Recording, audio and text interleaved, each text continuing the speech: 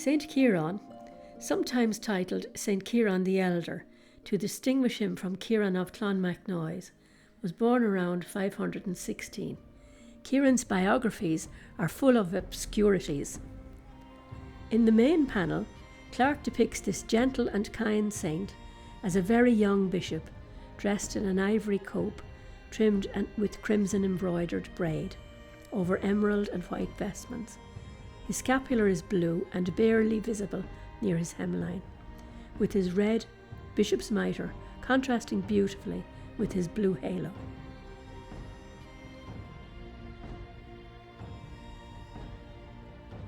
Kieran holds in his right hand a blue and green highly decorated folio book representing his writings.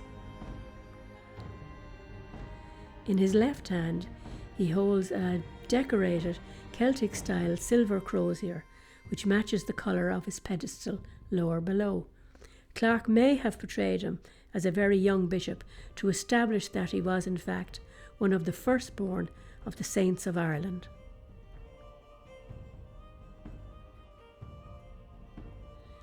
The link to the kingdom of Ossory is suggested by Clarke with the symbolic use of a richly embellished gold crown placed at the base of Kieran's figure.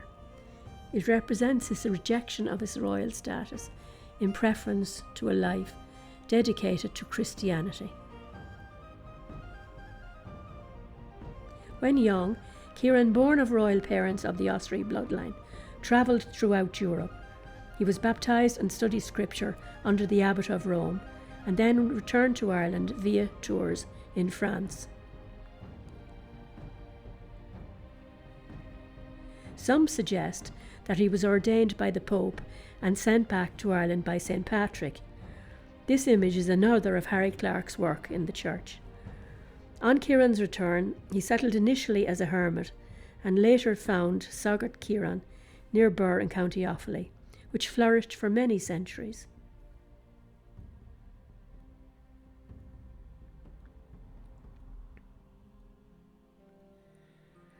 Kieran's connection with the Tuam diocese has been lost in the mists of time, but there is a site attributed to him in this parish at the townland of Kilkieran, about 1 mile outside Ballinrobe, near the River Robe.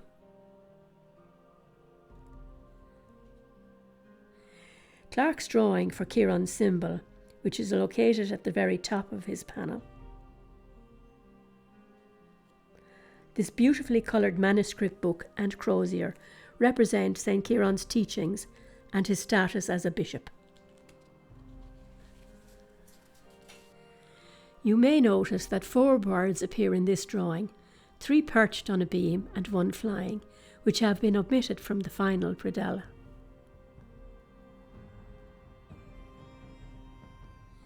Named by Clarke as St. Kieran, discovered by prying monks while he lives in the wood, tells the story of him praying in a simple clay and wattle cell with a thatched roof.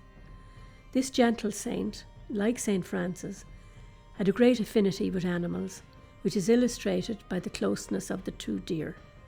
He would probably have eaten a very simple meal at sunset of barley bread, nuts in season and herbs, probably with a drink of water.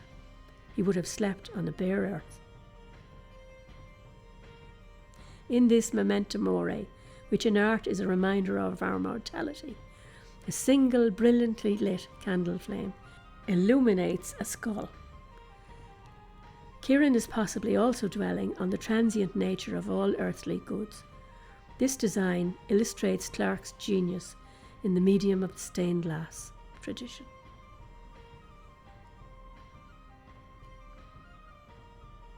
Saint Kieran died around 546.